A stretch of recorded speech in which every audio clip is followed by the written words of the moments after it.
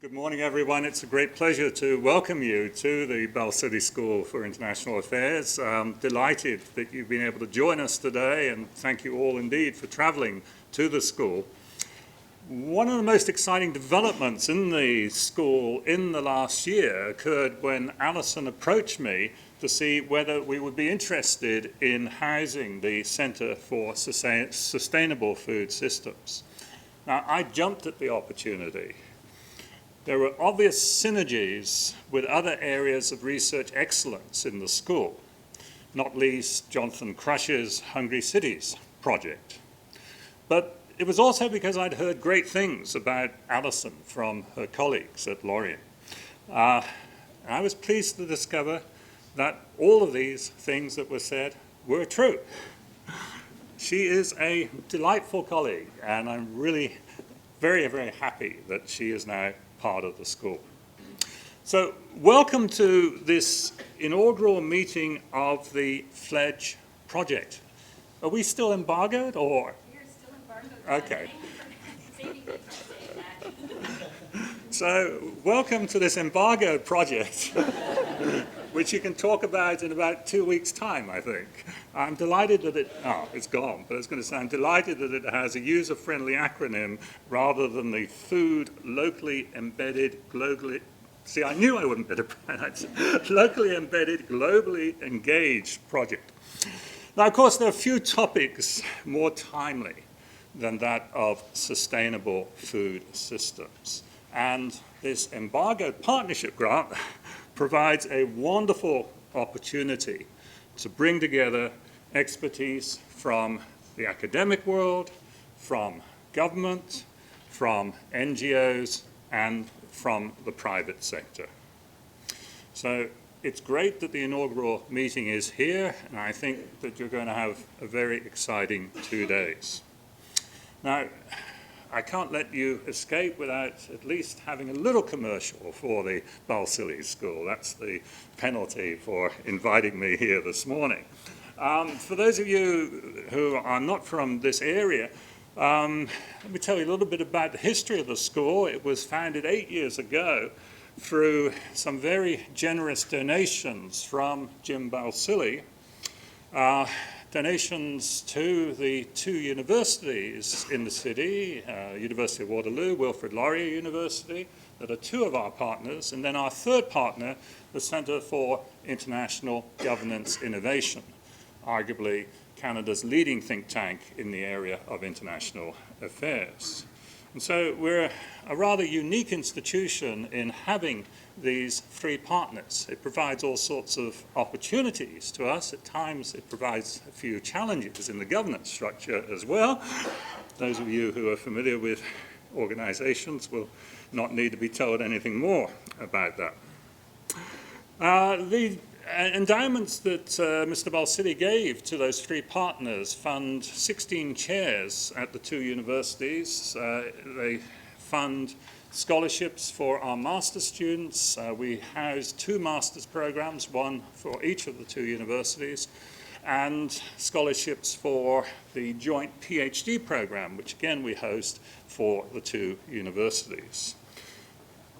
It was also because of the very generous gift from Mr. Balsillie that we have this wonderful building, which we occupied 4 years ago.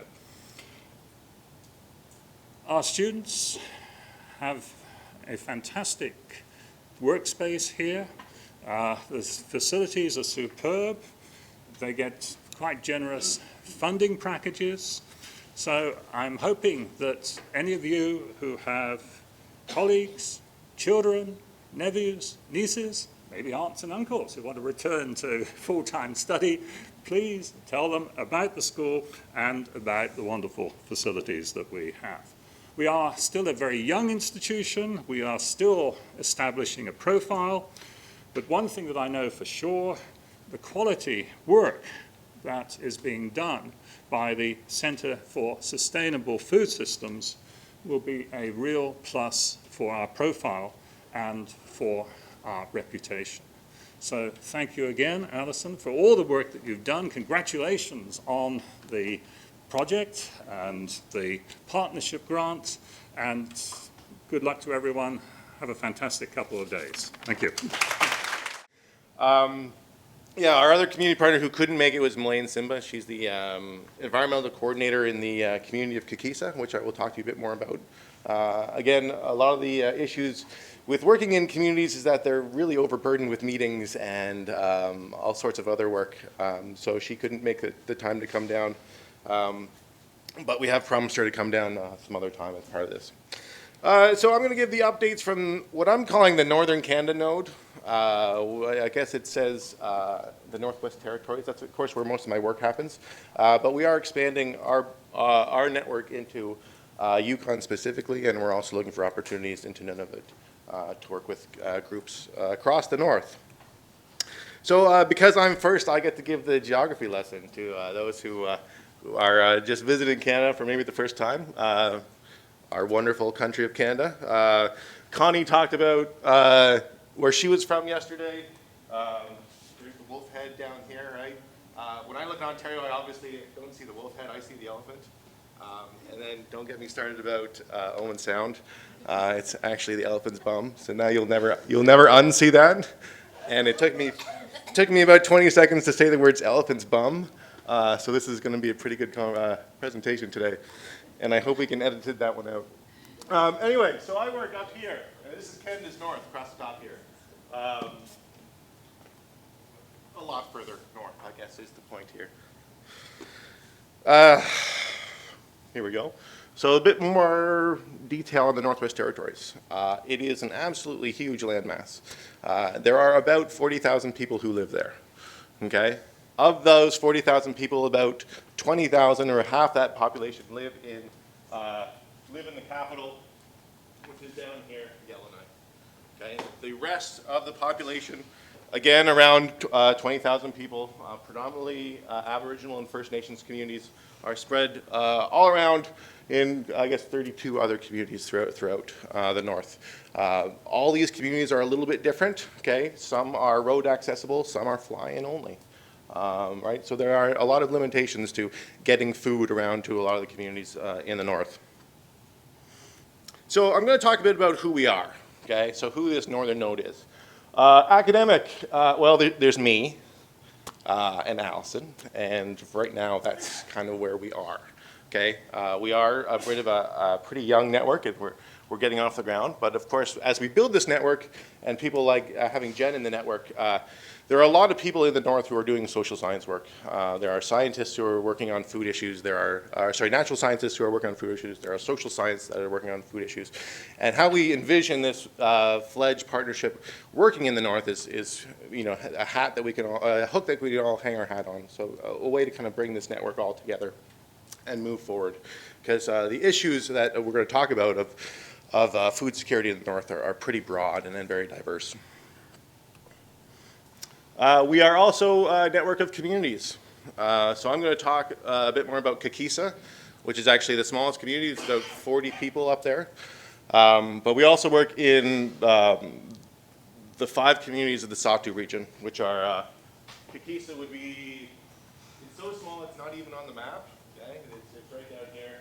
And then the 5 Satu communities are up here. And this is kind of where our first bit of work is focusing. We also have regional partners, okay, the Decho First Nations. We're just having conversations about bringing them into the fold. They are the kind of organization of all the First Nations groups in the Decho region, which is where Kakisa is, okay? And then we have the Satu Renewable Resources Board, which work up in the Satu with the 5 communities of the Satu. We are also a group of NGOs. So we work with a group called Ecology North, actually quite frequently. I like to refer to them as the predominant environmental NGO in the Northwest Territories. They have a very long history of community-based work. They work on, oh, a laser. Just point there. Right on. The little green button. Oh, we're almost out of batteries.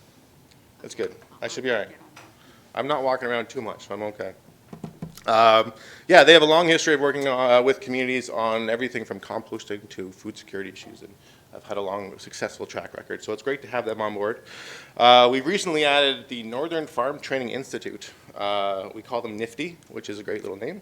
They're down near Hay River, and essentially what they're trying to do there is have a demonstration farm, just to prove to other communities and people in the north that you can farm in the north. So they're a really, I guess, a very strong voice coming out of the food security picture in the north. As well, there's the Center for Indigenous and Environmental Resources. They're based out of northern Manitoba, actually, or in Manitoba. But they work on water and food issues, I guess, across the region, and they're particularly good at engaging youth. So they're another great partner we have in there. And then, of course, we have our government partners. So ENR is a very strong partner. Not only Jen's group, but the Climate Change group is interested in the work we're doing around food security, and as well the Department of Health. In the Northwest Territories, there's a lot of issues. Food security touches on a lot of different departments and a lot of different issues, and we're trying our best to kind of bring in as many of those departments as we can. But again, we're still a pretty young group. But as you can see, we're a pretty diverse group, okay? We've got communities, academics, governments, NGOs, and the way we like to position it is that it's a different tool depending on the job, okay? So if a grant comes out and the community is well suited to get that grant, we provide capacity to that community in order to get that project. Or maybe the NGO is more suited, or maybe the government has leftover money at the end of the year.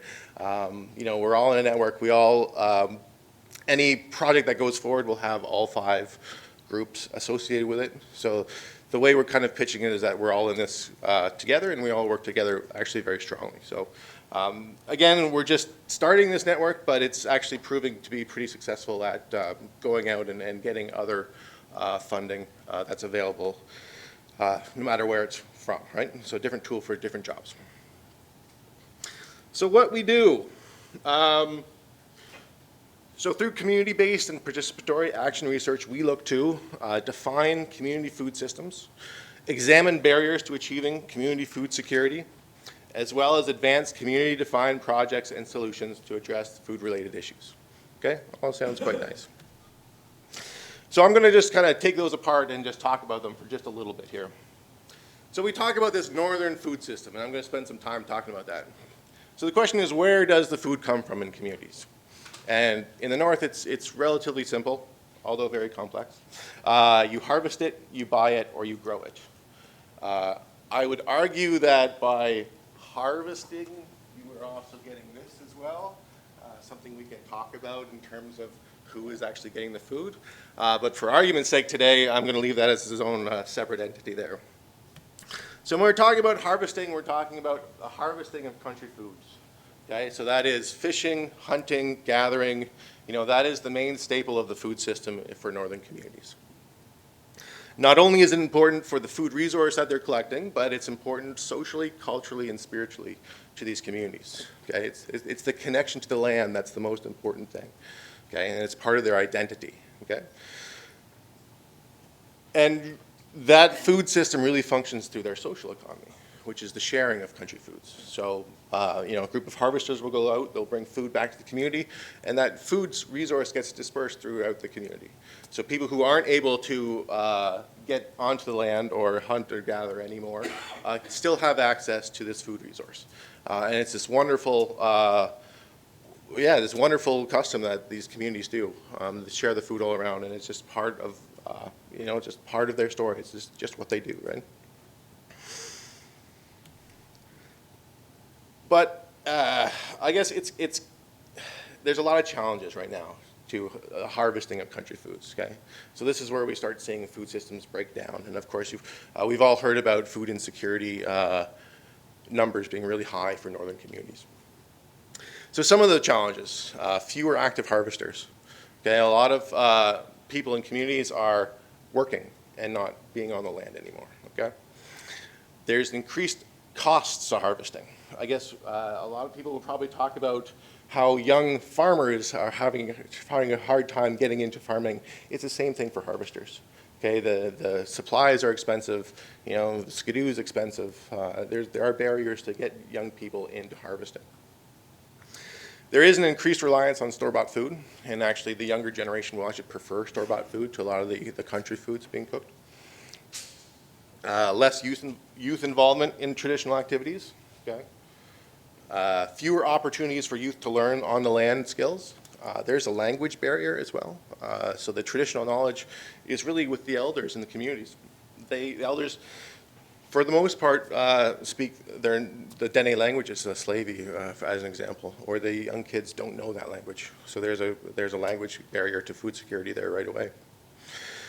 And of course, you have issues of contamination. Mercury accumulation in fish is another one. There's also cadmium in moose and in caribou. So there's questions around, is the food safe to eat in some communities? As well as climate change, and this is kind of what I look at, is how is climate change, which is really affecting the north and in some very severe and drastic ways, how is it impacting both access to the land and the availability of country food resources? And that's some of the stuff that I work on. So let's talk about buying food. These are a bunch of headlines I took off CBC. They all have to do with the tremendous cost of food, okay? I think it's kind of an error that they say, well, food insecurity is because food's so expensive, and I think that's not exactly true, but that's pretty much what these news headlines are saying, you know. Food costs twice as much than anywhere else in Canada.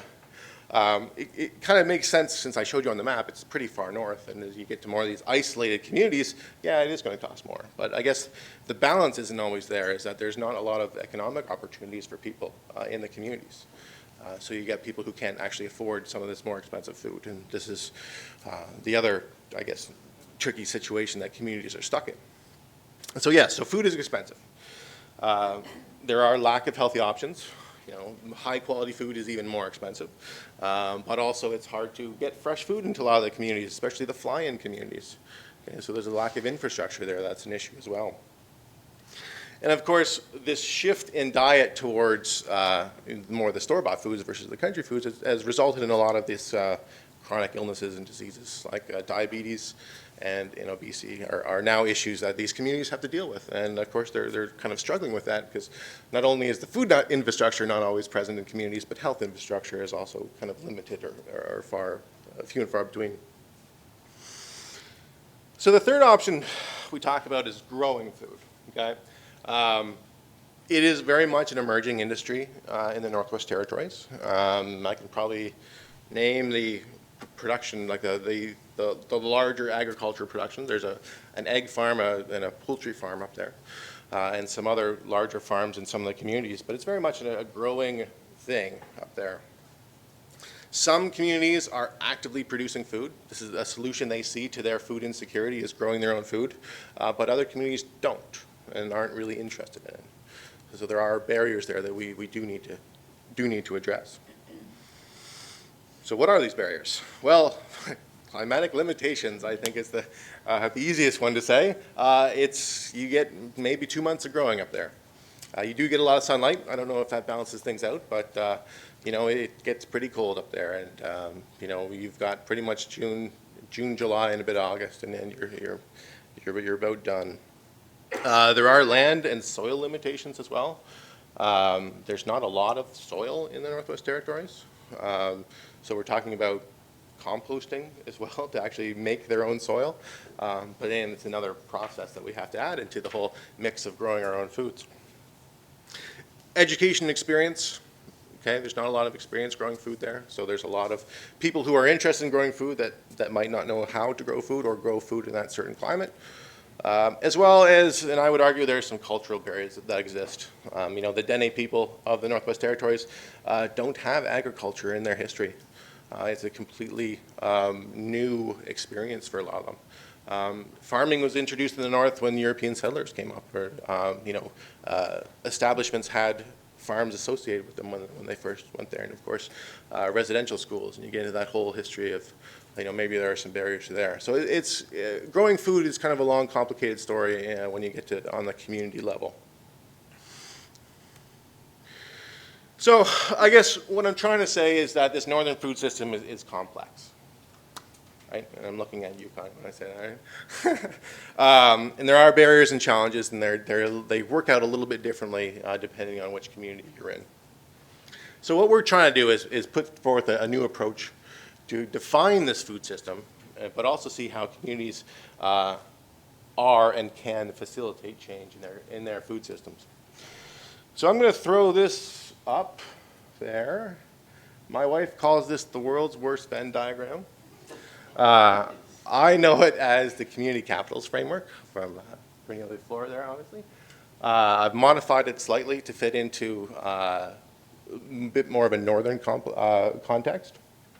But the way I see this working, and I think the best way to do it is if we had Connie and Morella stand up, and then Cornelia stand up, and then Keith Hypo, is that right? You're right, there you are. If you all got together and had a nice big group hug, I think this is the kind of the system that I'm trying to look at here, is that we have these community systems and community capitals, and they're all complex and they work interchangeably in the same way, and really a kind of a systems approach to the whole issue of the food system.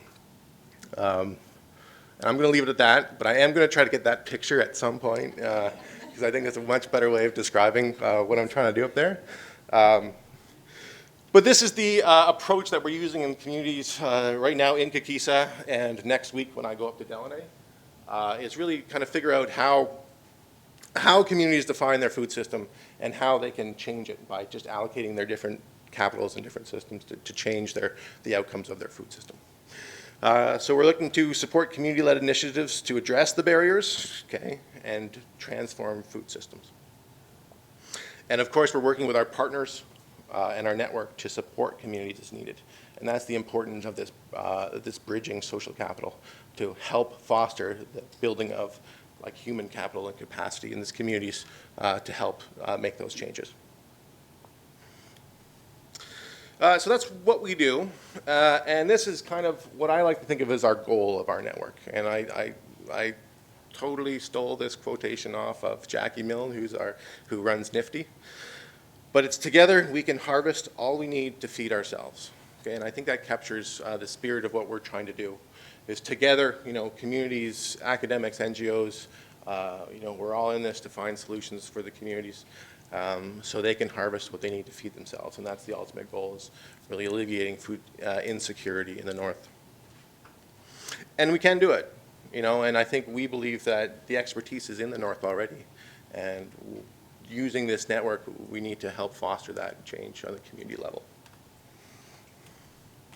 So how do we get there? How do we get to that goal? And what are we going to be doing over the next few years, I guess, is what we want to talk about now. We want to continue to build this network. We're talking about this broad, integrated network, and this is exactly how we vision this rolling forward. More communities, more organizations. There are a lot of groups that work in food. How can we get them together so we're all talking the same language? And again, more researchers. Just so I have more people to work with, it's kind of nice. But what I'm finding is, I work in one community, I'm just starting to work in the second community. Usually, researchers have built social capital within those communities, and we're looking to harness that social capital to bring other communities online to, work in this network, and so we're all on the same page. We want to work to engage youth. This is a priority that the communities have told us. Youth aren't participating. They are the next generation of harvesters. That is crucial to community food systems. But also they are the next generation of leaders in the communities. And we want to involve them as much as we can in the process. We want to create opportunities to share skills and knowledge. Okay? This picture was taken from a community hunt up in Toledo, I believe, up in the Satu. Okay? Opportunities for communities to be on the land together and share the knowledge that is so crucial to their food system. And of course, we want to go from this, which is the community garden we built in Kikisa about a month ago. 2 raised beds, arguably the most spectacularly beautiful community garden you've ever seen. We're hoping to get a salad. Right? First year, let's just get a salad for the fall feast, and let's build from there. So how do you go from that to this, which is the demonstration plot at the Northern Farm Training Institute that would feed a family? Okay? And even is this appropriate for his communities? Right? We don't want to force agriculture onto communities that aren't interested in agriculture. If it's not part of their solution, then it's not going to work. But some communities are very interested in this and growing more food to kind of support their food system. So quickly to summarize, Work in the northern node is just beginning, okay? We are getting things off the ground, and we're looking to continue to build. Looking for opportunities to continue to build the network and dialogue around food issues in the Northwest Territories. And of course, support community initiatives to scale up, both kind of within the community and across communities, to achieve food security. And Allison told me to put the 3 themes in here, just to hammer her point home. But how we touch on these themes, okay? Build this broad network in terms of integration. Because as I said, food system in the Northwest Territories is very diverse and very broad, so it's going to take a very kind of broad network to address a lot of these issues. How do we connect and support communities so they can scale up and out when they want to, depending on what the project is? And innovative governance, actually, this is where our partners in the GNWT come in. They have a really strong background in innovative governance.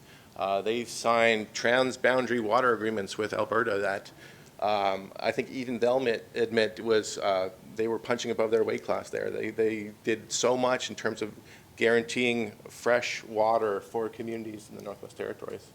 And the way they work with communities to do like the water stewardship strategy is very innovative, and I think that's a very good learning point for the FLEdGE network from us up in the north.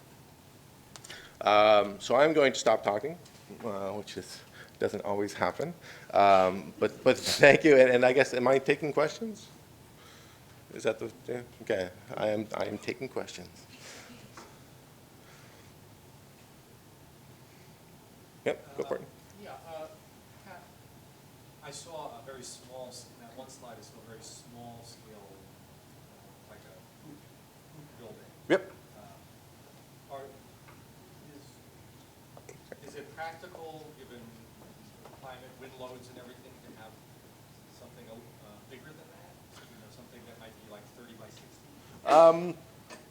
Yes. Okay, anything to extend that growing season works really well. The government of Canada actually put out a whole bunch of money for northern greenhouses. And we were one of the few groups to say, hold on a second, you know, don't go around communities just building greenhouses because they're just going to fill up with weeds, because you're not doing that, you know, the attached education and engagement that needs to happen.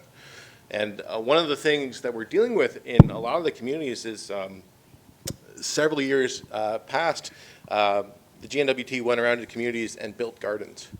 And those gardens are now the legacy that we're actually fighting against, because some of them took off and some of them didn't, okay? So we're actually trying to convince communities to take another shot at it, because they have this kind of, you know, this failure of a garden is kind of sitting there looking at us. We need to overcome a lot of that work. Just for the notes, if you wouldn't mind please saying your name when you ask the question. What's your name, please? Yeah, Rich Pirog. Thank you. And I do have a roving mic. Okay, if you can also identify where you're from, that would be great, because the more we tell each other who we are, the better off we are at the end of all this. Michigan State University.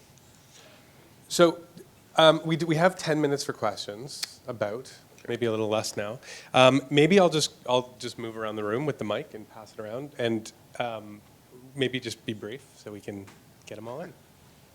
Hi, Debbie Field from Food Chair in Toronto. We've been partnering with isolated communities in Northern Ontario, Fort Albany, Attawapsca, Kapuskasing, Moose Factory, Moosonee, and having mixed results using the Northern subsidy. And so I'm curious to know, what is the Northern, the old, for non-Canadians, we have an old history of a mail program. The federal government actually subsidized by weight. It's now a very defunct, very corrupt program called Nutrition North. And curious to know if it impacts on your work. I guess background here, I guess. Okay, so the mail program was you could ship food around at very low cost, I think was the idea. So, okay, yeah, so they cut that. And they said, no, we're going to do with Nutrition North. And essentially that was the government of Canada giving money to the stores and saying, can you please lower your prices? So what happened is that they didn't actually lower their prices all that much. So there was been this big kerfuffle about that, and I think they don't really know what to do with it at this point. So I don't know what the, What's that? Yeah, yeah, they certainly do, yeah. So there's a lot of communities that do receive that. Jen, do you have a? Not all communities Yeah. qualify, but the majority do. Yeah. So yeah, there are some of the basics are subsidized. I guess the whole thing was, we gave you a lot of money, why are you not, actually reducing the cost? So in terms of future work, one of our things is to create community Yep. mechanisms to use. Excellent. I'm here, Harriet Friedman, University of Toronto, and also Toronto Food Policy Council. I'm wondering about the goal that you quoted from the NIFTY Yep. group to harvest all we need to feed ourselves.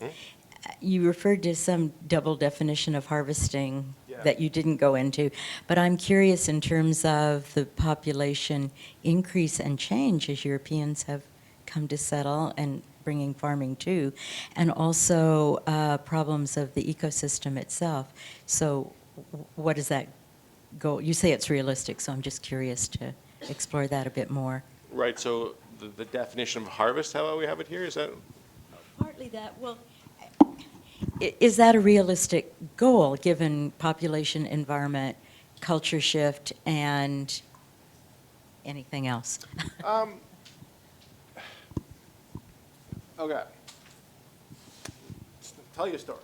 One of the most successful gardens in the Northwest Territories is run out of a little town called Gamete. Okay, it's a flying community. It's about, well, I'd say an hour away from Yellowknife. A gentleman from the Philippines moved there and has started the garden there. And at first there was a lot of, I guess, pushback from the community. They didn't necessarily understand what was going on. But they're at the point now where it's become so successful. He's actually employing youth to grow food. And their problems, their issues with, in terms of food now are what do we do with all this food, right? So this influx of other people into communities can broaden, I guess, the food system in those communities. You are bringing expertise from other places. The term harvest is, I want to say it works specifically in northern communities. I think any Aboriginal communities, they define themselves as harvesters. And when we always get together in these larger meetings, we always have the conversation of, are we being inclusive when we're just talking about farmers? And I think the answer is no. If we're going to define food systems across Canada, we have to use a term that is more inclusive than just farmers. And so we like to say harvester is that term for us that works in the north, because you can harvest out of your garden or you can harvest from the land. You are a harvester. So that's why that term is specifically a northern term, but I think is one that we have to kind of put out there in everyone else's consciousness that, when we talk about farms and food production, we're not just talking about farmers. But you have growing as a distinct category. Yes, right. So I think when I was talking about that you're still harvesting, but I think I wanted to talk about growing food a little bit separately because it's an emerging entity there. So I'm going to come over to Mike, but maybe as I'm walking, I have a question. And that is, when we started, Allison asked if everyone's familiar with community-based research, participatory action research, and people all put up their hands. I think what's interesting and important about community-based research is that it is always different in different places. And you did talk about that as the basis of the work you're doing. So I'm wondering if you could just say a little bit more, just briefly, about what that is looking like, a researcher from a southern university working in the north, how those relationships are being built, and how people are involved in the research. Yeah, you have to learn patience, I guess, is the first very important thing. You come up with your Southern Ontario timeframes and it doesn't work. It's on the community's time and you have to respect that. We entered into it through someone else's social capital. We were actually, because we started a conversation, we were invited in on a community project with one of our NGO partners. So we used the social capital of someone else to kind of get our foot in the door. And then we, use this you got to build trust, you got to take your time, and you just talk to people. and you spend a lot of time in the community. You know, this setting in the First Nations community in the North in particular doesn't work, okay? This is a very one-way dialogue in those communities. So you need to set the stage so you can actually have this two-way dialogue, and it does take time. That's why I spent the whole summer last year up there. But it takes time. But at the end, when you start building that trust, you start getting that two-way dialogue. And now I see the onus is on myself and our other partners because the community has reached out to us and the community has said, well, we want to see this happen. So we're, you know, damn well going to make it happen so then we prove our worth to them. And really we're entering our second year. We're doing also, we've got money for recycling because, you know, recycling impacts food security in this community. So we're trying to branch out this relationship because this community is really willing and really excited about partnering with us. So it's a long process. I guess we dip in and out of participatory action research because it's not necessarily the way these communities interact, but we're leaving as much room as we can to help those, or I guess facilitate that to happen. Mike Nagy with Center for Sustainable Food Systems. You brought up youth and showed some cool photos of engagement there, which is really interesting to me. How all youth want to be in the cool factor? What sort of engagement tools, maybe Jennifer can comment too, to make it a cool factor to get back into the local food? Because really for the future, I think of probably your program, that's where it's going to have to be from the bottom up, I guess, the youth. Yep. Just curious, any insights there? Jen, you want to take a step with that one? You work more with youth than I would say, so if there's any youth particular engagement stuff you do to get them interested. Hi everyone, I'm Jennifer Fresk-Baxter with Environment Natural Resources of the Northwest Territories. I think actually one of the things that's always really surprising is how much the youth really do want to be engaged. I think through various shifts in communities, legacies of residential schools, shifts to wage economy, the education system, youth don't always have the infrastructure to participate, but we're hearing more and more from young people that they really do want to be involved and they really do want to learn from their elders and learn on the land. And so in terms of mechanisms and tools, a couple of the things that we've found is creating that space where elders and youth can sit together on the land and learn and share from each other. That seems to be one of the most effective things when that learning is taking place. And people really enjoy it. It's amazing to watch a young person listen to an elder and then go, wow.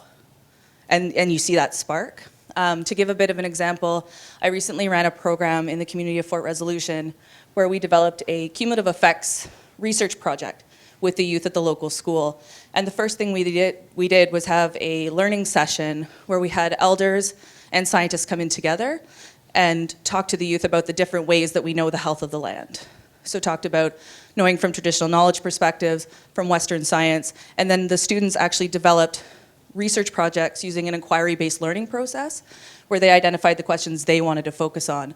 And I'd say of the 9 students in the class, 5 of them said, I chose my question because it was something my elders talked about, and I wanted to learn more.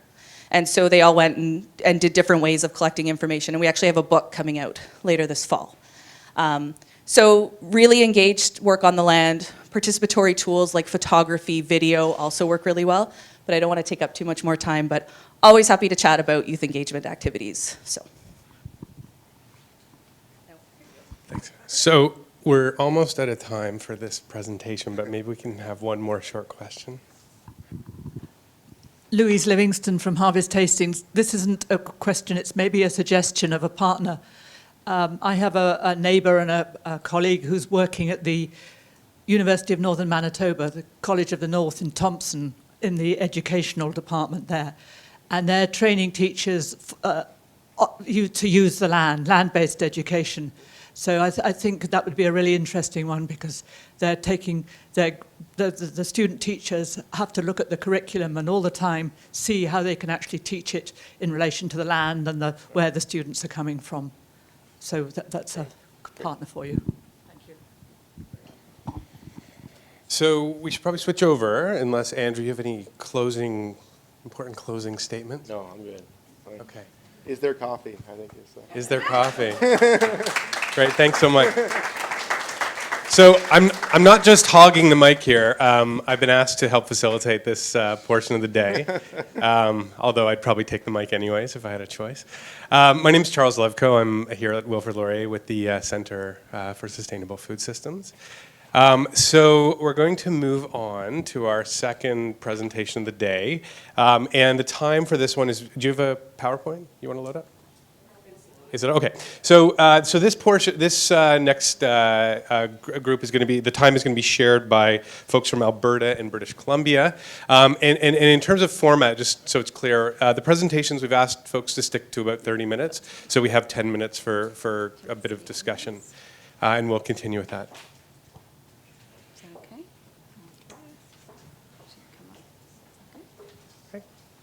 Okay. That's it. And then just to advance it, I just go there. It seems blank. Is that what you were expecting? Yeah, Okay. I've got some tricks, Okay. animation. Good morning, everyone. I'm really excited to be here. My name is Mary Becky. I'm with the University of Alberta, and I'm the academic lead for this westernmost node, which consists of Alberta and BC to start with. We'll see if we expand. So the way we're going to divide up the time today is I'm going to present an overview of what's happening in Alberta, but I'm going to call on two of my colleagues from Alberta to talk a little bit more in depth about two projects, two initiatives that they have going that I think have a lot of traction and maybe initiatives that we can work on in a collaborative way. And then Brent Mansfield is going to talk about what's happening in BC. And I should say that Kent Mullinix is my counterpart in BC. He's with Kwantlen Polytechnic University. So for those of you who don't know about Alberta, I'm sorry I don't have any great photos, but I did work with my tech team at the U of A to provide you with a few animations. I have a table that actually has moving parts in it, which is really something for me. But you know, Alberta has a reputation of being the oil and gas capital of Canada for sure, but it's predominant as I guess in the Western Hemisphere. But agriculture is, I think, our second industry, although it's only accounting for, I think, 2% of our GDP. But there's lots happening on the local food front because we have a fairly wealthy population and a really significantly growing population and a fairly young population as well. The whole local food movement is really taking off, but it's a bit disjointed.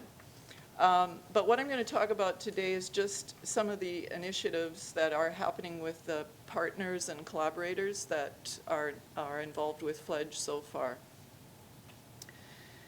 So Northlands is an agricultural society. I just found out last night it's the oldest agricultural society in Canada, actually. And it's provincially, its scope is provincial, but it's based in Edmonton. I'm going to get Jesse Raddies to talk about some of the neat initiatives they're doing, especially I think the one around institutional procurement is one of the things that I think we really have some traction and can offer to FLEdGE. The second one is the Alberta Community and Cooperative Association, and Paul Gabaj is going to be talking about the work that they're doing around unleashing local capital, which is a cooperative and community financing model that is very neat and I think has a lot to offer again. And in terms of innovative governance, I wasn't able to fill in that part of the table that well in the initiatives I'm going to be talking about, but I think finance and governance kind of overlap on this one. So I'm going to call on them after I'm done with the rest of it. Growing Food Security Alberta has been around for about 13 years, I think it is, but now they're under another umbrella organization called Alberta Food Matters. It is a province-wide network, and they've done a number of different things over those 13 years, but it's really about education and building awareness around the food system. And food security is their predominant focus. Just most recently, they've developed, and I think it was just launched, an interactive online food map of Alberta, which is going to be updated yearly, so it's going to keep fresh. But it's got a lot of different parts to it. It identifies where food banks are, where community kitchens are, community gardens. It's got food businesses, local food businesses. It's really quite good. Alberta Food Matters, I should say, this umbrella organization was developed by the Canadian Dietitians Association, and they supported the funding of this online interactive food map. And it's actually some academics from the University of Alberta that initiated it and paid for it. Another thing that Growing Food Security Alberta is advocating for is a universal school food strategy for Alberta. We don't have anything in place right now, but they are definitely working with Food Secure Canada to promote that. And they're beginning to do a lot of work around for the election, the federal election coming up in that regard as well, working with the candidates. So these are both fairly new initiatives, but I think they do have potential for contributing to the scaling up of production and certainly awareness in the province. But as I said, they're just getting off the ground. But it is really the only province-wide network right now. Even though we're a fairly small population in Alberta, certainly in comparison to Ontario, I think we're sort of a divided province, the north and the south. What happens in the north and the south aren't really well connected or communicated, but this is one of the agencies that does try to move in that direction. Under our provincial Department of Agriculture, which is Alberta Agriculture and Rural Development, or AARD, there's a specific initiative called Explore Local, which has been working probably for about a decade, I would think. Carmen Andrews is now the lead on this. People might recognize the name Bill Reynolds. He was the lead on it for a number of years, but he just retired. They're a small group, probably 12, maybe 15 people working, but they've done some really great things. They're, again, of course, because they're a provincial agency, they're provincial in scope. So their activities focus first on the supply side. Their work with producers, they've done a number of different extension activities in assisting farmers and producers in building skills around, well, marketing, but also production efficiency, access to direct markets for sure, food safety. They've got a new, fairly new program called the New Venture Specialists, and it's one-on-one assistance in business development that they'll work with farmers. And that's both of those activities, they've monitored the impact of it, and there's been some significant progress, I think, made in terms of farmers' improvements in access to market, but also in production output and diversification of production as well, of vegetables and meat production, I would say. They also have done every 4 years for maybe the past 12 to 15 years, they've done an alternative agriculture survey, which is really looking at the direct market venues. So farmers markets, CSAs, farm direct, and also restaurants. They look at local, so those are local food market channels. And it's been a great resource. It's really shown us the dramatic growth in demand for local and organic food in the province, even during the recession, which hit Alberta probably not as hard as some of the other provinces, but there was still very strong growth in this area. Right now we have 130 registered farmers markets in the province. We also have some that chose not to be registered, but that's over, I think 4 years ago we were at 111, something like that. So we've had a growth. Just in the Edmonton area alone, which is the capital region of Alberta, we have 18 farmers markets, and they're all very vibrant and strong. They also are looking at city-region food opportunities. Right now they're doing an assessment of the Calgary city region, and next they'll move into Edmonton. I should mention also that Agriculture Canada has done what they call food assessment, no, what is it? Anyhow, because they have access to deeper data than most of us do, they are able to look at and capture the profile. That's what it's called, agriculture profiling. And they've done it for Saskatoon and Saskatchewan. They've done it for Edmonton, and I think they're also going to be doing it for Calgary. But they're looking at the whole food system from production through to marketing and distribution as well. And also, this department is also getting a very large database now of about 400 producers and businesses working in the local food area. One other exciting thing that's happening in Alberta, if you don't know, we've had a miracle happen in Alberta, and that we got rid of the Conservative government that was in place for 43 years. We now have an NDP government. Anyhow, one of the first things that happened is one of the MLAs has put forward a Local Food Act, which passed the first reading and before the summer break, and now it's going for the second reading. Okay. The Edmonton Food Council was established a couple of years ago in Edmonton, obviously. It was founded to help implement the Edmonton Food and Ag Strategy, which Jesse Radis and I were part of the advisory committee for that.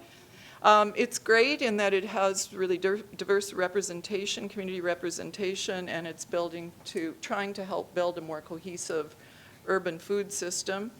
I think this is, I guess, part of that territory of innovative governance, although it's gone through a few bumps, even though it's so new.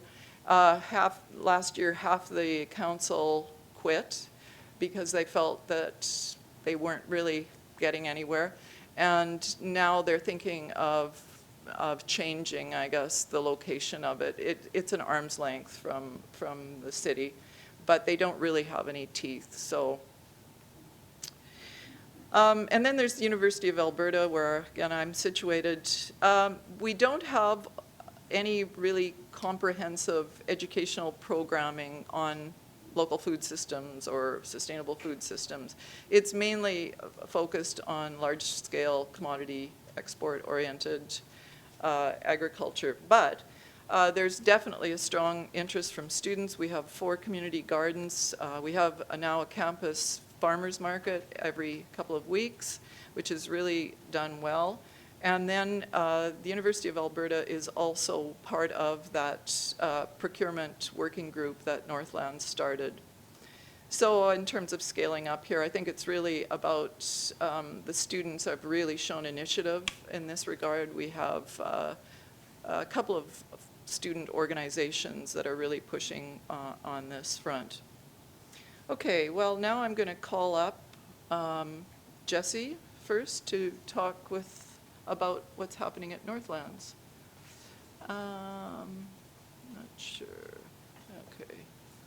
And I'll just put that up for Paul. Thanks, Mary. So a few of you met me last night. My name is Jessie Radis, and I'm from Edmonton. I've worked with local food and relocalization strategies and projects for about the last decade. And I've spent 30 years working in food service. So I've chucked a lot of chicken in boxes. My husband and I owned a small fine dining restaurant for about 12 years. I spent time working at Starbucks, as well as a number of different fast food companies.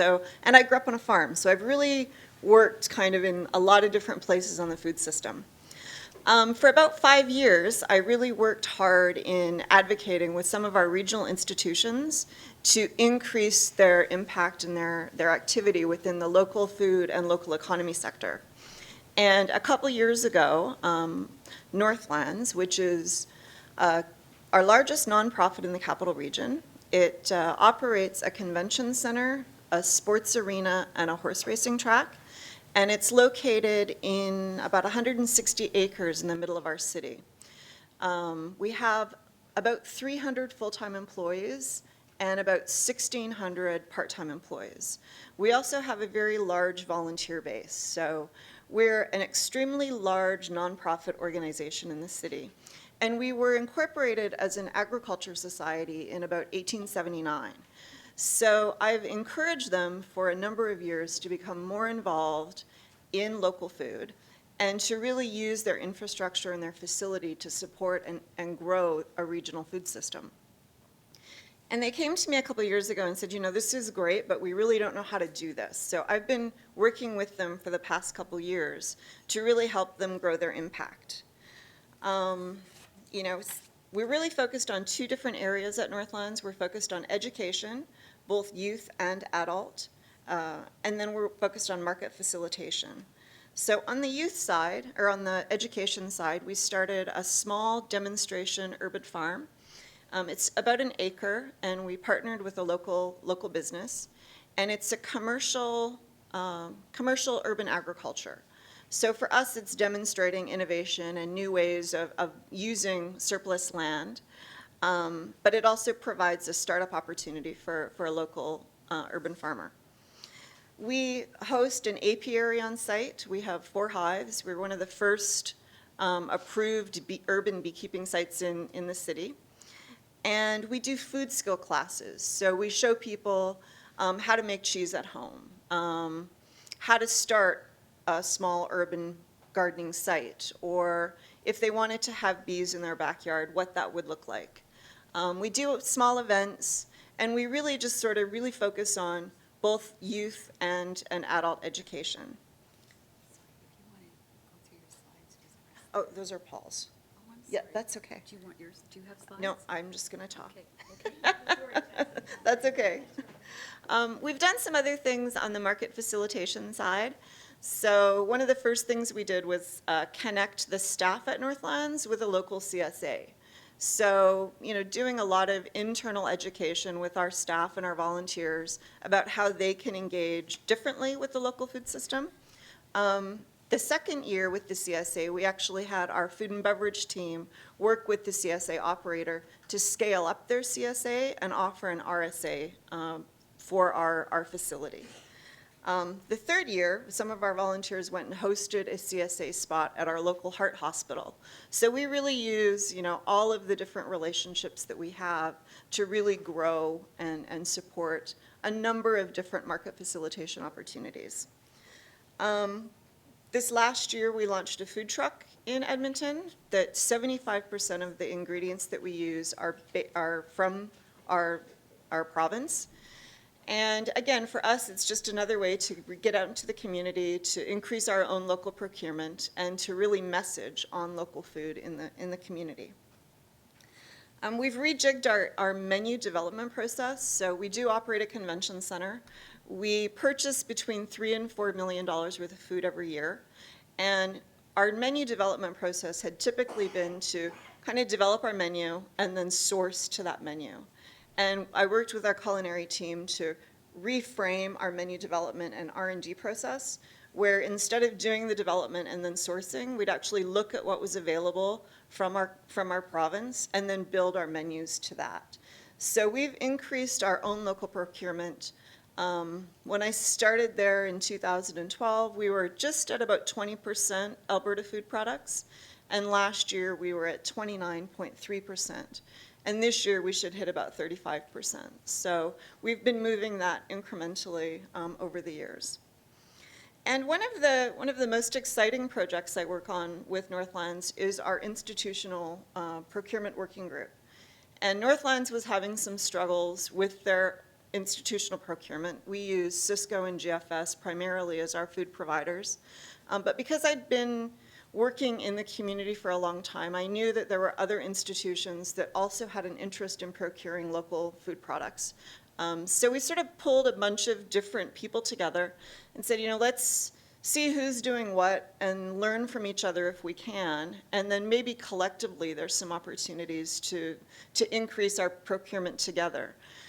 So we have the U of A, we have a Shaw Conference Center, which is our small downtown conference center. We have Northlands. We have Nate Food Service, which is the food, our tech college, I guess, our technical institution. Their food service is self-managed, so we had their team come in. Who else? Yeah, the city of Edmonton is involved, and then we usually have a representative from our provincial ag department, as well as a couple of farmers that are part of our working group. And we've really spent the last year coming to some common definitions of when we say local food or we say Alberta food, what are we talking about? We've also included GFS and Cisco in our working group because most of us use them as a distributor, and collectively we have enough influence to encourage them to shift some of their product offerings or to shift how they talk about their product or how they measure or report our purchasing back to us. We started about a year ago and we didn't really have any shared definitions or any built inventory or an understanding of what each other was doing. And in about a year, we inventoried all of Cisco and GFS's products, and we realized that they had about 1,700 existing SKUs in their inventory base that fit our definition of an Alberta food product. So it was easy for us to increase our procurement just by using the inventory that was already there. We also looked at existing direct trade relationships, and a lot of the institutions had a couple of direct trade relationships. And it was like, well, if that relationship is working for you at Alberta Hospital, can Northlands leverage that and also make that work for them? So we found about 20 direct trade relationships that were working and shared that information across the working group. The participants of the working group also agreed to measure annually what their procurement rates are, and we've been working with Mary to help that happen on an annual basis so we can report that information collectively. And then we've just started to kind of get to know each other. So it takes a long time for institutions to shift their procurement habits and their procurement processes. And when we started, a lot of us were competitors. So now we've started to build a community of different food leaders in our region. When you get the food buyers from Cisco or the food buyers from GFS and the people that are procuring for your Alberta Health Services or your universities, you have the opportunity to really scale some of your smaller producers a lot faster. And then perhaps, the final thing that we're seeing is new supply chain development happen. We've got some additional listings at Cisco and GFS both. We have a small organic box scheme, so they do home delivery of local food products. And we've encouraged a partnership with GFS and the organic box to pilot the organic box as a line extension into their food service clients. And I think working with Mary and the FLEdGE group, we'll just see those things continue to scale. So thank you so much.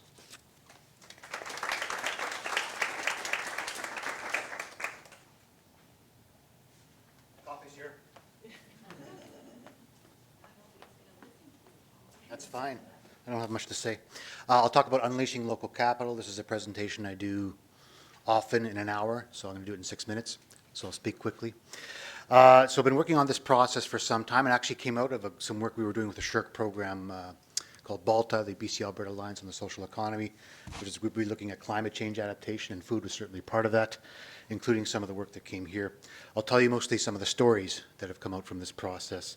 One that we looked at quite closely and did some work with this with BALTA was some research on West Loch terminals. I mentioned yesterday, for those that were there, about the detritus left behind by the internationalized food system, and part of that is what's happening with grain and railways. This is a terminal in West Loch, 90 kilometers northwest of Edmonton, that was going to be shut down by a transnational because it wasn't making enough money. A group of people got together and raised $1.2 million to buy it after trying to find another buyer, and have turned it around significantly. It's now the West Loch Terminal's new generation co-op, and that's a different form of co-op which gives different rights to different kinds of producers and owners. This was 8 years ago that this was done. People said they couldn't happen when they started doing it. The one story I tell about that is they're quite nervous about the process. They had to raise a minimum of $800,000 up to $1.2 million. The guy who talks about it, Dave Felstad, talks about the day before.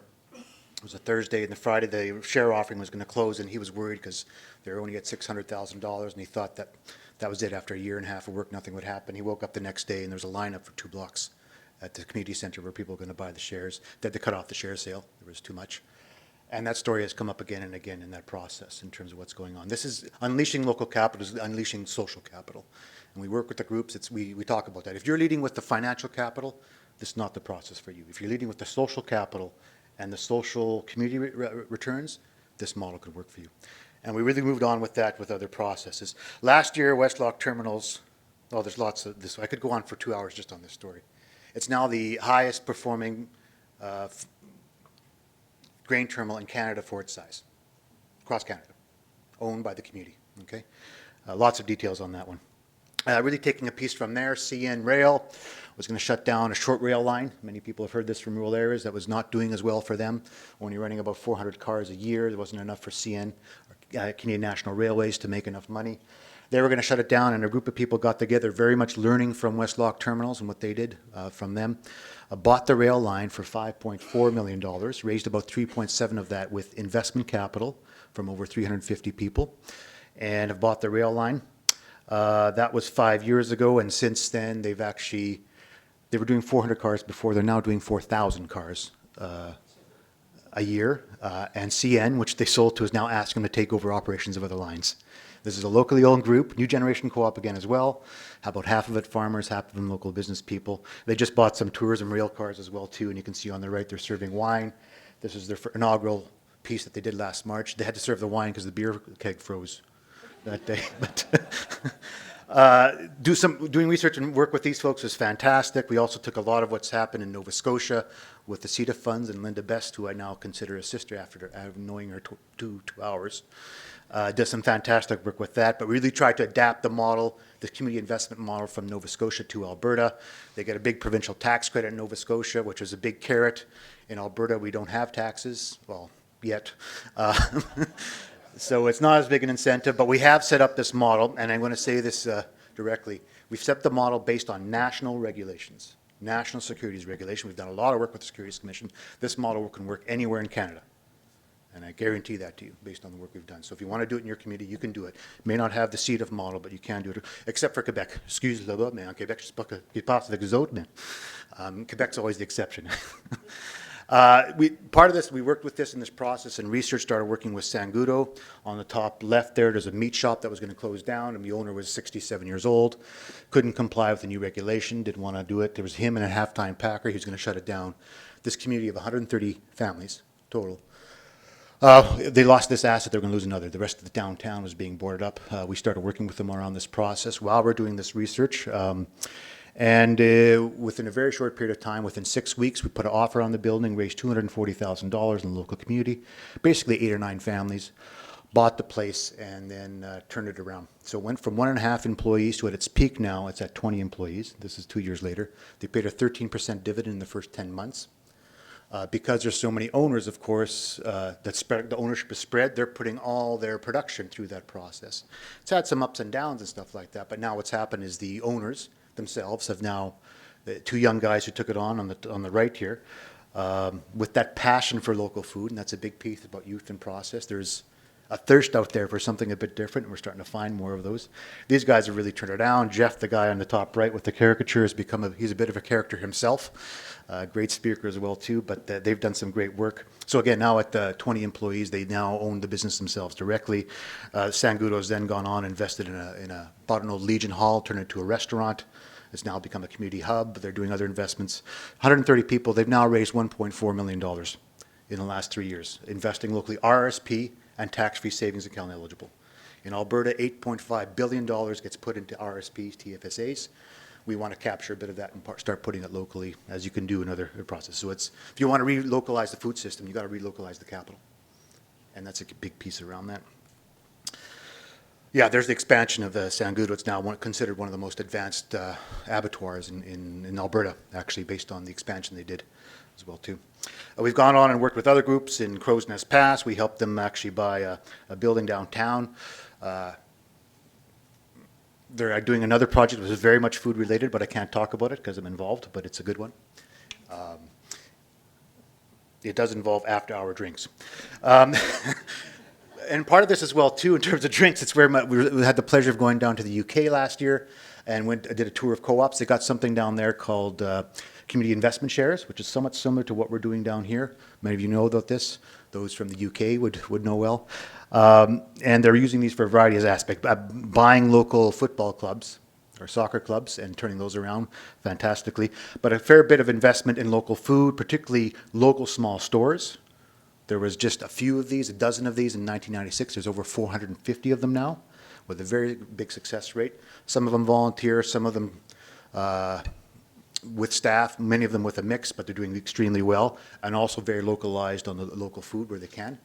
And lots of pubs, which is fantastic. And interesting what's happening, that guy in the middle holding the pint on the right, he could have bought this pub himself, the Lions Head Pub, but he's a wealthy millionaire who'd retired, a financier who retired to his community because he wanted to retire there. And if the pub closed, that was going to affect his retirement. God dang it. So he gathered a group of friends. They did a community meeting. Half the community showed up, and they had an offer for £700,000 on the table from people to buy it, raised a bit more, turned it around. Significantly what happens with these things across the board with all these investments we've made, and this happened here as well too, the day after they reopen with new ownership, new management, they double or triple in sales right away, just because of that local connection. Involved right now in another one, right around in Stony Plain, a place where I'm from, is Parkland Packers, another abattoir. We're looking at turning this into a new generation co-op as well too, with a significant feature where the consumers are really interested. So we did a community meeting on this a few weeks ago. We had about 120 people show up, and a strong interest around that. So again, we'll be using this local capital, RRSP, which is our retirement savings funds for those from outside, for your 401ks. And TFSAs to invest in this process. And we're looking this will be about a $2 million deal to make that go. And it's not so much about the project itself, and people have mentioned this before, and this is from Peter Couchman, a guy at the Plunkett Foundation, who some of you may know. These investment things and these communities, these shops, aren't so much about the investment itself, it's about what the community envisionment is, what the process is, how it's tied into what the future of that community is going to be. And just very much a very personal, philosophical, quasi-religious aspect to this, folks. And it's for people who realize, what they're doing this, that the Calvary ain't coming. No one else is going to do this. The banks aren't going to do this. The outside investors, we got to do it ourselves and make these things happen. Here's where we're actually active right now in several different communities. So we're doing investment in renewables and everything else. About a third of the projects have some kind of food relationship project. And I'll just close with saying, and I mentioned yesterday, that I'm really quite interested in scale. We've got a number of these. We've got 12 of these actually incorporated in the province. We're working in BC with a couple of different groups. It's working in, Linda and I have talked about this. There is an issue of scale. And for me, this whole thing I'm quite interested in is there is a limit to that. You've already mentioned that you don't want to go too far. But how do you localize and keep ownership and control local? And where can you federate the costs? All the stuff that's not personal, you can federate that. You can get that up to get some scale. But the localization has to happen locally. So I'm quite interested in the concept of social franchising. And we've been doing a lot of work around that, how we can do that with the investment side, but I think as well it can actually apply to how it works on the other ranges of the food system. Thanks.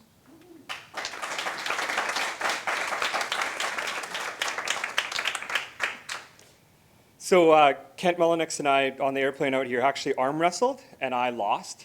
So that meant we decided that I was going to give the whole presentation, which is actually quite a good thing, because if you know Kent, he has a very methodical, thoughtful, slow southern drawl.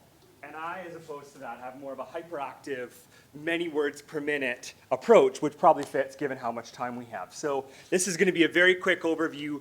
Kent and others and Kent and I pulled this together, but kind of drew from the work of others, just kind of a quick overview to kind of what I'm saying, kind of throw into this echo chamber some of the initiatives and ideas that are happening in BC that I think could have resonance or synergies otherwise from a comparative research and kind of action-based approach. So I'm going to break it a little bit first by sector, and then I'm going to go a little bit more into some of the integration and scaling and governance pieces that are beginning to happen in British Columbia and some of the things we are looking towards. So quickly from just so you know what's happening at Kwantlen Polytechnic, I'll speak to this briefly. I don't have the depth of knowledge of Kent that Kent does on this. Obviously, that's leading this, but I've worked closely with Kent on many of these things.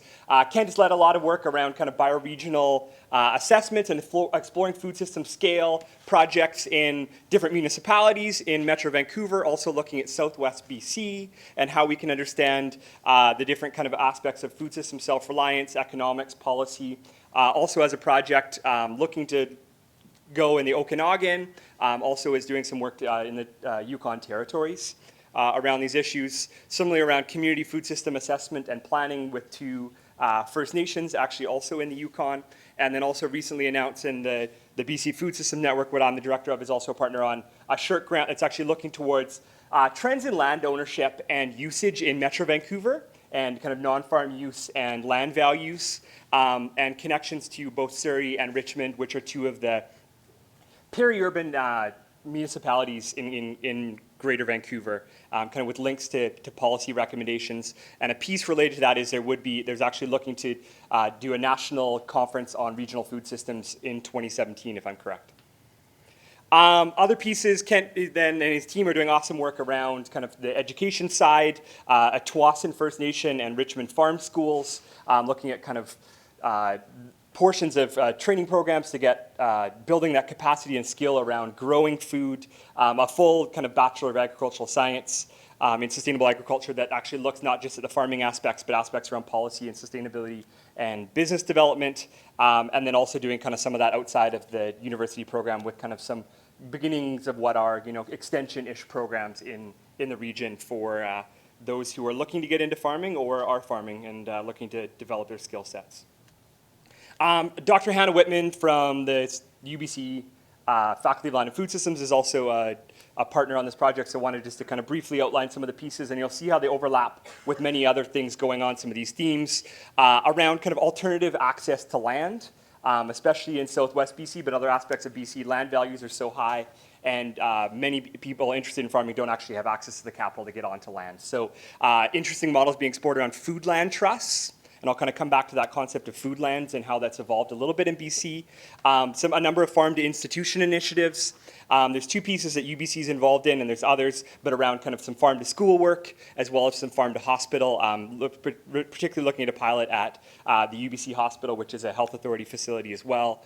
The work done in partnership actually with the Working Group on Indigenous Food Sovereignty from the BC Food Systems Network, that Hannah Whitman is also involved in, around kind of looking at revitalizing the grease trails, which the grease trails in BC are actually traditional trading and sharing networks. So the grease is actually Oolakan grease, which would have come from the coast and would have come over these actually traditional kind of deer trails and actually be traded for other products in BC. So really looking at understanding that, collecting oral histories, understanding what lessons there are for that for the present, and that's something that I'll come back to, that the working group within the BC Food Systems Network is really looking at how do we move some of these things forward, how do we understand how these issues connect in a modern in the current context, and how can we revitalize some of those relationships. Quick and dirty, keep it going. So within the BC Food Systems Network, and hopefully you're seeing some of these overlaps, we've our 17-year-old network that has actually recently received funding to kind of amp up some of the initiatives and have pulled together a lot of the work that we're doing around a lot of these themes under what we're calling Good Food Solutions for BC, which is a collaborative project that's really looking at community engagement, research, most of it done in partnerships. We're a network. We're not trying to do things on our own. So to me, this is very much connected into that. looking at how we can better shape public education through media, through communications materials, and also around policy engagement. Largely, we really had a gap at being able to kind of advocate with a food systems voice at a provincial level, so a focus on that, but also do a lot of work at the local and regional level as well. Priorities like many of the ones that we're speaking about here, but we also, there's a working group on Indigenous food sovereignty that has priorities around food lands, so not just talking about agricultural land, but understanding land and water for multiple forms of food systems, so talking about harvesting of traditional foods, talking about traditional trading and sharing, what does that look like? We're beginning to see some nations come together and actually have some of these trading relationships reestablished. What role can we play as a network in supporting some of these things in the conversations, but also access to land and what that looks like and all the issues that are around that. And then being from BC, wild salmon is a huge one that kind of intersects. It's kind of the cultural and ecological keystone of British Columbia, and what does that mean for settlers and Indigenous folks to collaborate around these initiatives. We're also, I'll just say on the side too, doing work around school food programs that is more around kind of advocating for universal school food programs, community food hubs as ways to kind of build capacity and interconnections within communities, as well as some other work around kind of poverty reduction and food insecurity. Around some of the stuff around innovative government, some really interesting stuff happening. The Vancouver Food Policy Council has been around for almost 15 years now. I was the co-chair for 4 years, so I've been heavily involved in that, but also we're now seeing, not just in the kind of the Vancouver and Victoria region, but elsewhere, a lot of interest in, I would say, collaborative governance mechanisms, not always formally as food policy councils, various relationships with local government, but a lot of interest. My phone rings more often than maybe I would want it to with local groups or local governments kind of wanting to understand how they can do more of that, which is a fantastic opportunity, and really seeing opportunity to engage more with both planners, so staff, and elected officials. So we're beginning to collaborate more with the Planning Institute of BC to kind of raise the profile of what actually is food systems planning, and it's something that planners could and should and need to attend to, and trying to influence them, as well as trying to look at how we can actually connect more with the Union of BC municipalities to actually bring food and agriculture and broad issues onto their radar and thinking more and more. So kind of working at those multiple scales. The other really provincial NGO that's in this space is a lot of individual projects that are going on, but it is more provincial. Work around a Foodlands Trust with Farm Folk, City Folk, kind of leading, partnering with academics on this. More around the Procurement Learning Lab. These are also intersections between academic and community things, led initiatives. There's a number of kind of food hubs emerging, but there's one specifically in Vancouver that's kind of finally taking its way. Farm Folk, City Folk also does a lot of stuff around kind of seed diversity and seed initiatives. So many of you are probably familiar with BOTA. They're kind of implementing one of the BOTA programs. And then Young Agrarians, which is actually a project that is becoming more national, but started in BC as a component of Farm Folk, City Folk, really looking at how to grow the next generation of farmers. And a lot of that is actually more on the social networking, early stage business planning, skill building side, and kind of linking farmers with land. In terms of how we're seeing government engage in these things, it's a moving target, and I think probably like many other places, it's actually been local and regional governments that have been much more open and receptive. But even that, in pockets, I kind of named a lot of interests that we're seeing from local governments in this across the province, and really excited in looking at how we develop different models for combined municipal and regional thinking around this in more rural areas, how that's similar and different, what that needs to look like in different unique contexts, and actually also how those different levels of governance interact, right? So how do we actually see, different regional governments and municipal governments actually interacting around food planning issues, but also how we see, as we continue to try and push our province and provincial ministries to think more this way, where are those opportunities? And in BC, when we talk about food systems, even sustainable food systems, it's actually been more our Ministry of Health, really through the championing of the community nutritionists, community dietitians, not just in establishing food security as a core public health mandate, but there's been a lot of initiative that's come from health, whereas agriculture to this point has largely been much more export-based, commodity. That's all the supports we really see. And even that, our Ministry of Agriculture, per farm gate receipt, is actually the smallest of any in Canada, right? So it's actually quite sad how many staff they have and the limited ability that they have. There's some great staff, but there's never really been a clear mandate for them to do much. There is hope. I was invited to sit on the Multi-Sectoral Provincial Healthy Eating Strategy Leadership Council. It's a beautiful acronym. don't even know what it is. But through that was able to, there was, for the first time, the Ministry of Health did a healthy eating strategy, which clearly included in addressing food inequality and food systems approach. We're never really explicit with that. It was still healthy eating, but they decided for them to really do this, they actually needed to be, for it to be multi-sector. Right? Heaven forbid they actually bring in the Ministry of Agriculture, Social Development, Children and Family Development, outside, and NGOs, right? So far from a perfect process, but it actually has been a really exciting one. And through that have heard rumors, because this is how the Ministry of Agriculture works, there's an agri-food strategy. They have a very small Ministers' Advisory Committee that's given input on it. They haven't heard what's happening with it for 4 months. But for the first time in BC, and this is, staying within this room, they're actually saying a lot of the language that we want to hear. A domestic is actually going to be named, which, to be honest, it's not there before, talking about international and domestic markets. We're actually seeing new entrant programs named at a higher level strategy level, right? So for me as a civil society advocate and catalyst, I'm going, great, you can name it, and then we'll convene and move into those spaces with you and others and actually show you how to do it. Right? So I think there are some exciting opportunities there. With the provincial healthy eating strategy, bureaucracy within the Ministry of Health, we still have a blue Liberal government that really isn't keen on moving anything too progressive or too collaborative forward. But we're trying to actually establish a provincial food security alliance that is just outside of the Ministry of Health. So it has strong connections and affiliation to those ministries, because actually as those ministry leads came together, they said, this is awesome.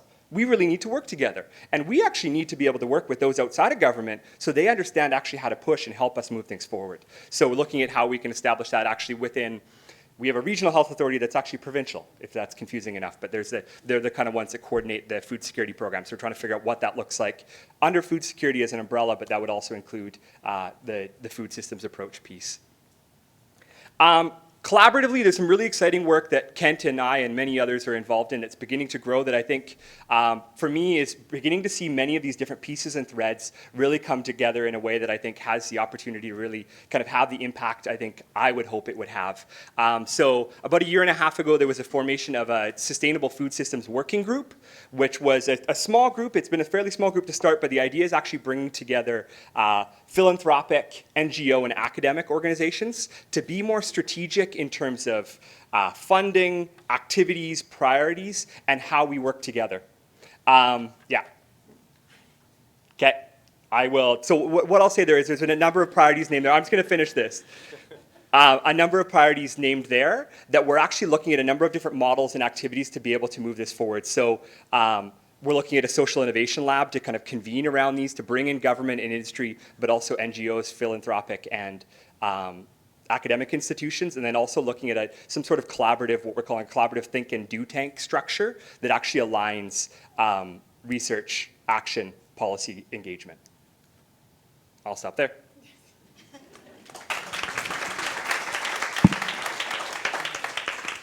Thanks. You should have spoken faster. I know. Yeah. Next time. I'll work on it for next time. So we are supposed to be having a break right now, but in the interest of not making this purely a one-way conversation, maybe we can just break a few minutes go a few minutes into the break if anyone has any pressing questions or comments or anything. Yeah. Let me just bring it over, Terry.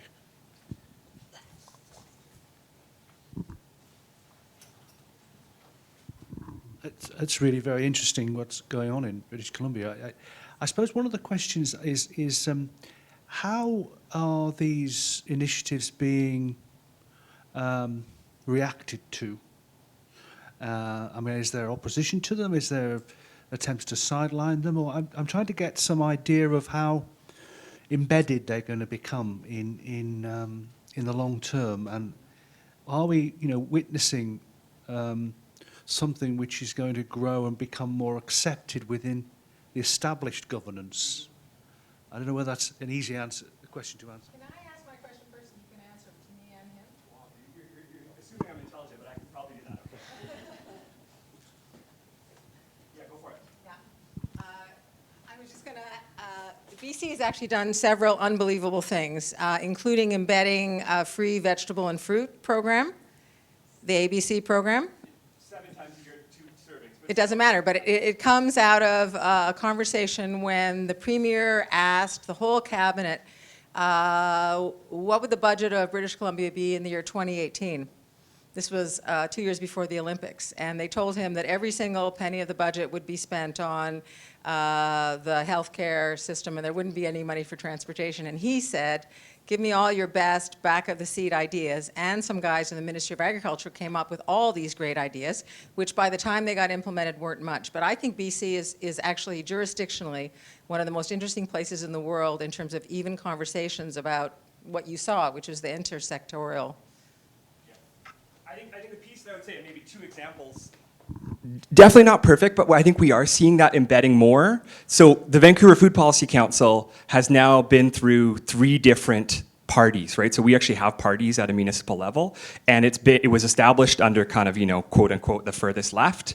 It made it through the furthest right, and now we're kind of, center left, and the Food Policy Council is established. We've actually been able to, through the Food Policy Council, in partnership with many others, including staff and council, actually establish a food strategy that embeds some of those pieces as a separate, standalone, nonpartisan thing that I can say, having now stepped away from the city, has actually done a very effective job of embedding within city departments.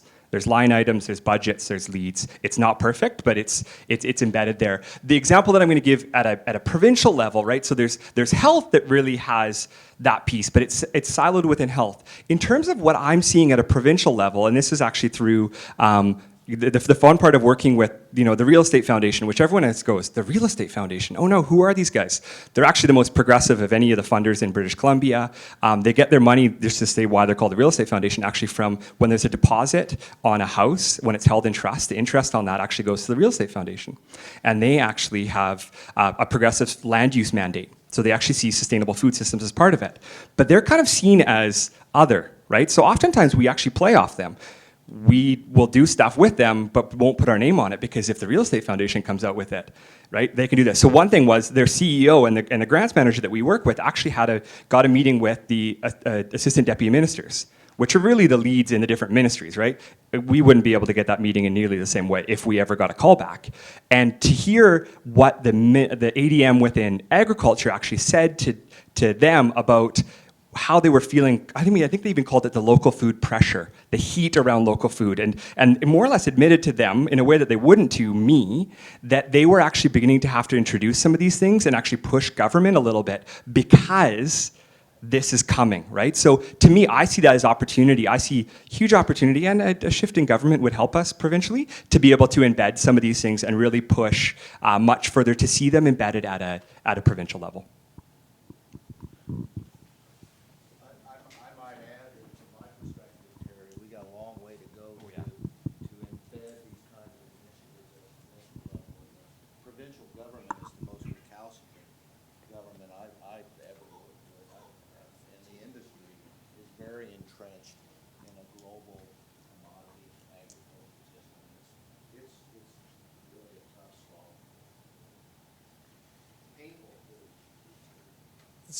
So there's lots of hands up, but we're already 10 minutes over, and I really want to make sure we have time for everyone. So this conversation doesn't end here. I mean, the whole purpose of this is to really throw some ideas out, to get an overview of everything, and we're going to be spending this afternoon, tomorrow afternoon, and Friday really digging into this. So we're going to take a break. Let's do 10, 15 minutes. We're supposed to be back at 10:40. Maybe we can move a few minutes over. But again, this is the time to meet each other, to continue this conversation if folks want to talk to Brent or Kent or anyone else. So there's coffee, I hear. There's more scones, which are fantastic. So please enjoy, and we'll call you back in about 10 or 15 minutes.